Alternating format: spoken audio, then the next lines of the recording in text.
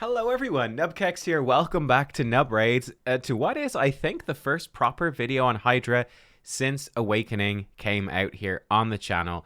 And in today's video, I want to show you Cleopterix, one of the login legendaries, right? The legendary you get after physics, although it does take you another 4 months after getting physics, but you get her relatively quickly, like early on in your raid career, somewhat. It's not too far away. I'm going to show you a couple of different builds for her in today's video, how I'm using her in this team, and also we're going to be running her with blessings. So as you can see here, I think we're probably about to see a blessing pop over on the far left head. We do have that meteorite debuff. Once the Head of Decay does his cleanse, there it is, wha-bam, the meteor comes down and does some extra damage, which is really cool. So we're going to be talking all about that today as well, which we do have running on Cleopterix. So yeah, let's go. Let's take a look at it. First of all, a brief overview of the team so you can see what's going on. I think what we have going in this team, we actually have kind of a whole team comp of like sort of the A tier, like the A team in a way where it's not those S tier super OP legendaries, you know, that everyone is talking about, like Krisk and all the rest. But instead, these are a bunch of champions that are extremely good for Hydra, but are sort of, you know, they sometimes go a little bit under the radar. So we obviously have Cleopterix, and she's actually functioning as our mischief tank in this run, which is kind of cool. She gives herself a lot of self buffs, so she's going to be doing some good damage. We do have her running with the Brimstone blessing. She just died there as well. I have her built very squishy, but again, a couple of different builds you can use. She is in, though, to mischief tank and do damage, and she also has a nice perk, as you can see right here in action, of providing Hex as well. And obviously, with the recent enough Hex buff, where Hex is now going to duplicate a small proportion of your damage onto all other targets with Hex on it, Hex actually becomes a really nice source of damage as well, which has kind of boosted up Cleopterix. So she's in there for that, mischief tanking and damage. In the lead, we've got Mother Cybele. She's in for a speed aura. She's giving us increased defense, revive on death, so protecting us. And then she's bringing us AoE attacks with decreased speed. We've got, then on the front right, we have, oh my god, what's his name? I've completely blanked on his name. Oh no, it's the Bannerlord, dude. Sigmund the High Shield. That's it. It came back to me at the last possible second. Sigmund the High Shield. He's bringing us AoE decrease attack. He does bring us a provoke on a 3-turn cooldown. Now, it's not great on this rotation of the Hydra, but this one is just about to end because the Head of Decay is the wrong affinity. So he misses that provoke a decent amount, but he's bringing us that AoE decrease attack. He brings us a shield with Strengthen, which is very useful for staying alive. And then the other really nice thing that he does is come in and with his passive and with his A1, he can actually remove buffs, which gives us a lot of protection from that increased attack going out there because we don't have block buffs with this team. In the back, we've got Rector Drath. She is giving us Revive if we need it. She's giving us Perfect Veil in case we do run into the Head of Torment. And she's giving us all of our healing, the only healer on the team, or the real healer on the team. We have then Sissia Flametongue giving us AoE decreased defense and weaken, and also AoE HP burn. I would probably run an Ugo here instead of her for this comp to have block buffs, but I'm using my 2 Ugos on the other 2 teams. I don't have a third Ugo. And then finally, we have, who just took her turn, we have Lanicus the Chosen bringing us ally attack, buff extension, turn meter boosting. I actually, for this run, I did leave her using her A3 ability, but it might be worth turning that off. The increased attack is obviously going to benefit Cleopterix, which is what I wanted to see in today's video, but we're also therefore going to lose out on more of those ally attacks from Lanicus because we have her in reflex set, that sort of stuff. But yeah, you get the idea. So that's sort of how this team works. What this team has, we've got the AoE decrease attack. We have decreased speed as well for the enemy. We've got hopefully enough stuff to keep us alive. We got the shields and the strengthen from Sigmund with the perfect veil and healing from Rector, the revive from Rector. We have the increased defense, revive on death from Mother Cybele. So lots of defensive stuff going on. And then we've got the damage coming from Cleopterix. It's coming from Sissia blowing up the HP burns, the decreased defense and weaken giving us that damage, and the ally attack being part of it as well. So we sort of got a little bit of everything with this team. The real big thing we're missing, of course, is block buffs, which is a problem. But yeah, it gives you an idea for how this team is working and what's going on. Let's talk about Cleopterix directly then. Now we've got an overview of the team, how she's fitting in. Let me show you how I built her out. So if we jump over to her, and let me talk about the blessing as well. What I did with her build, this is one way to build her, right? Because she gives herself increased crit rate and crit damage for 2 turns, and then does an AoE attack. She's giving herself 2 buffs. Then she actually gives herself increased accuracy for 2 turns on her A3 as well. She's giving herself a lot of buffs. So I do feel like for Hydra, you do need to build her with high resistance so that we might get to see Head of Mischief take a turn here in a second. Here we go. He targets Cleopterix and she resists it. So we're going to want to build her with high resistance because otherwise she's going to just get all the buffs stolen by Mischief. And that just doesn't work, right? Your damage dealer, if they keep getting their turn meter and their buffs stolen by Mischief, number one, they're going to be super squishy because their defensive buffs are going to be gone and they're going to take bonus damage from Mischief. Number two, they're going to do less damage because all their offensive buffs are going to be gone. They're going to be stolen. And number three, all their turn meter is going to keep being stolen. So they're going to lose out a bunch of turns and do much less damage as well. So she needs to have high resistance. It becomes sort of tricky then in terms of how to build her up apart from that, because she does give herself increased crit rate. We can get away with 70%, but that's where I think that sort of the key thing comes in. So I think 2 ways to build her. I have gone the super risky way. So this is how I have built her out, which is with 35k HP, which is super low. 2k defense. Now I have her fast at 220 speed, very fast, 70% crit rate.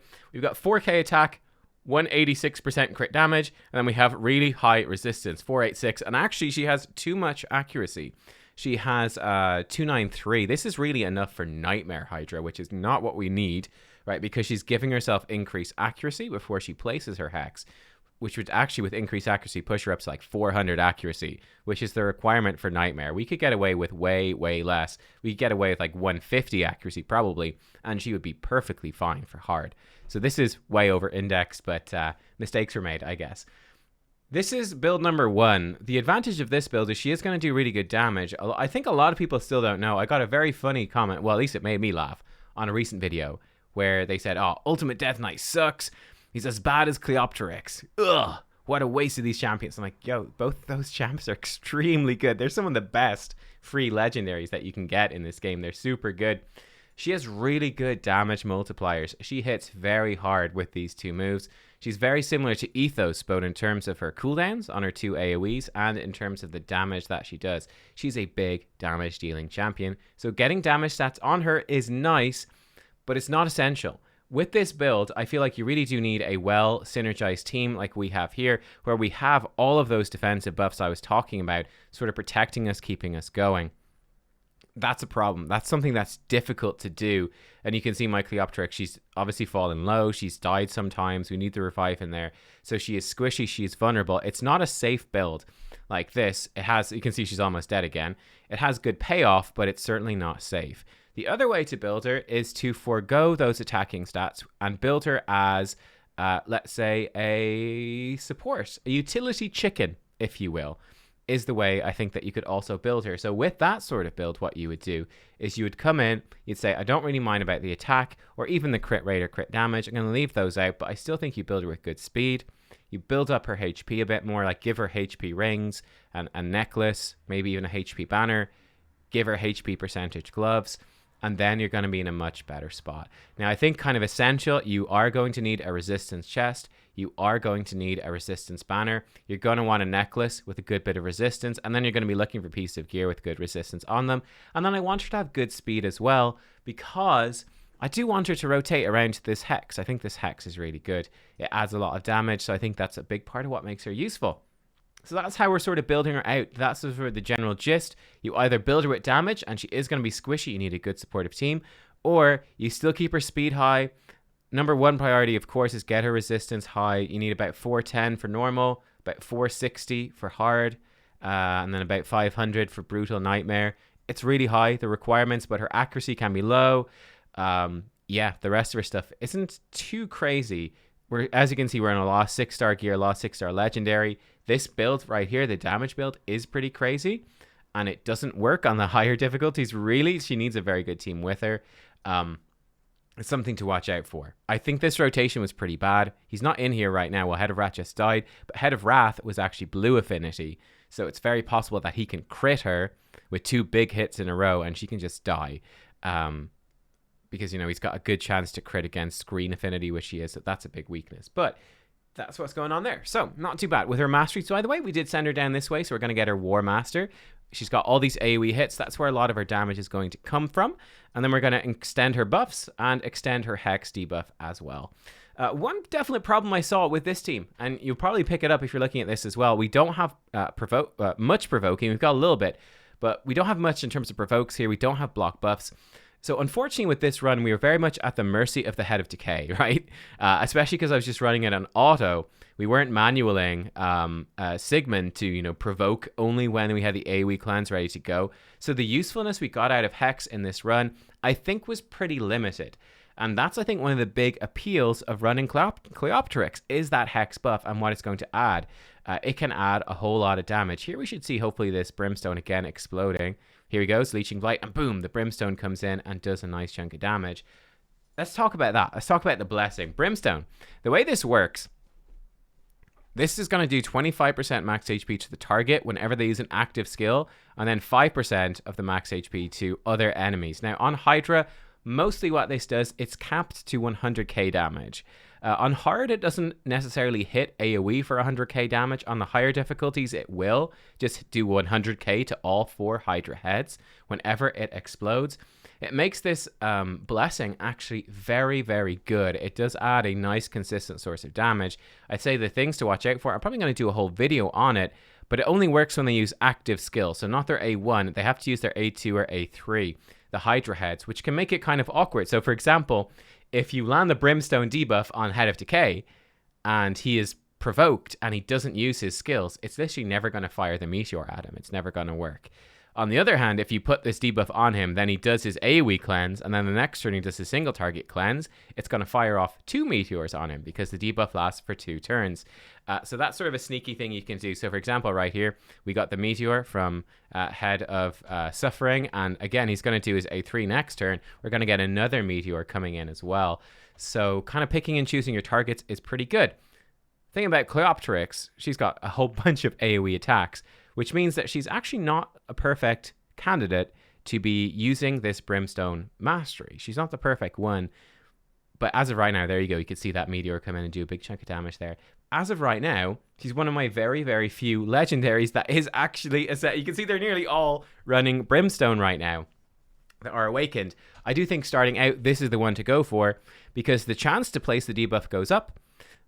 So for these champions with AoEs, I also have this with Nekmothar, for example, or Vizix is another great example. They're firing off all these AoEs. It's going to place the smite on someone. You're not going to be able to control it, but that low chance is sort of made up for the fact that they've got these AoE attacks, which makes it really good. As you go up higher up, I think it's going to be better and better to switch this onto a single target damage dealer so that you can pick and choose the target for who the smite's going to go onto. And I think that the perfect blessing for Cleopterix, I actually tested it out. As you can see, I've used the gem respec. I think Lightning Cage is probably going to be her go-to instead, which is going to give her a lot more damage. She's got really good multipliers, so this attack damage stuff is going to work well. It's going to let her do bonus damage equal to enemy max HP when she builds up the lightning orbs, and it gives her a chance to protect buffs being stolen, basically being stolen, which is very helpful as a mischief tank. So I think that might be her go-to. But for now, at low levels of awakening, she's the only awakened champion in this team.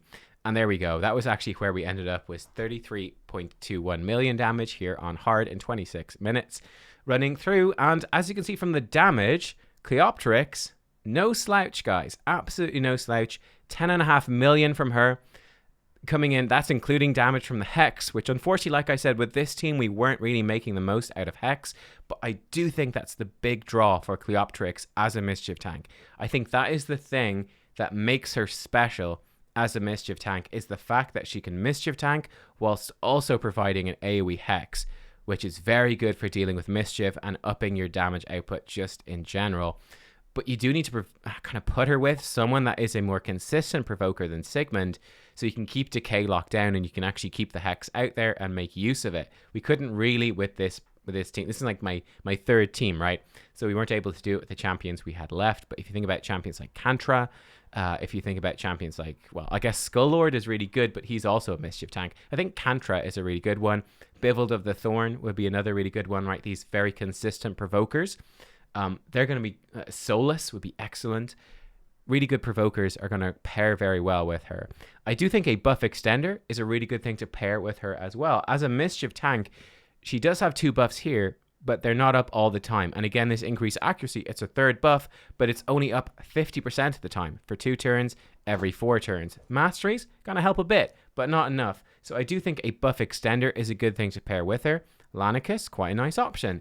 Godseeker and Eerie would be another good option. Stuff like that is something to consider. I feel like Cleopterix, the biggest problem with her that I've found is actually building a comp. It's finding a composition that makes this build work in a way that is sensible.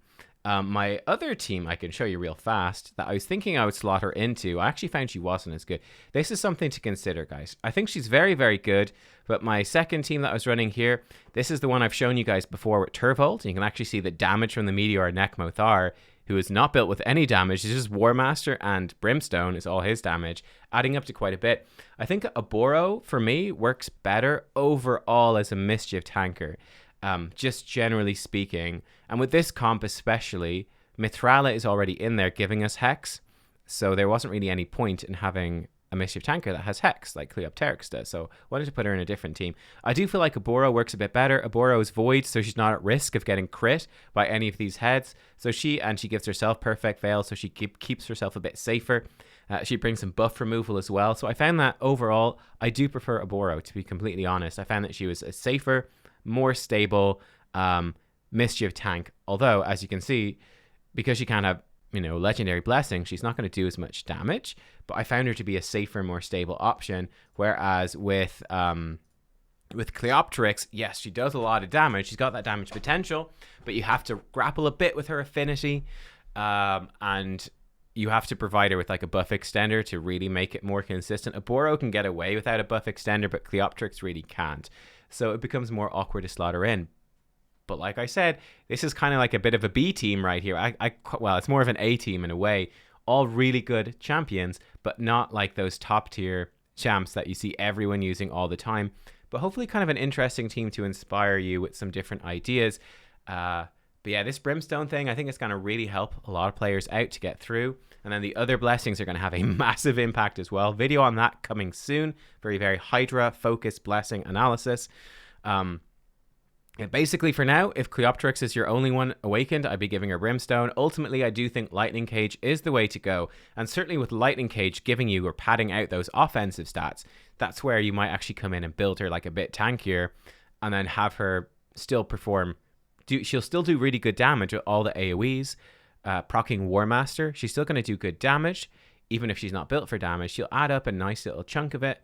But you can have her be more tanky, more reliable. This is definitely a sketchy sort of build. So there you go, guys. That was like a quick little look. I hope you enjoyed sort of a little quick dive, kind of trying to cover everything, broadly speaking, of what I'm thinking with this awakening and building a quick team around Cleopterix. But yeah, she's obviously an insanely good champion. She's a monster for Skinwalker Faction Wars. She can be a really solid arena nuker if you need a Spirit Affinity nuker. She's actually really good against the Iron Twins, especially with this high resistance. That's another thing. I guess that's the thing to leave it on. You probably saw me show her actually in one of my Iron Twins videos last week.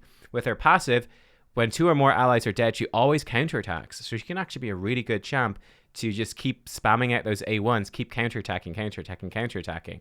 Against that head, with this sort of build, with the high resistance Cleopterix, she's not ever going to really get debuffed by the Iron Twins boss. She will be able to tank through that.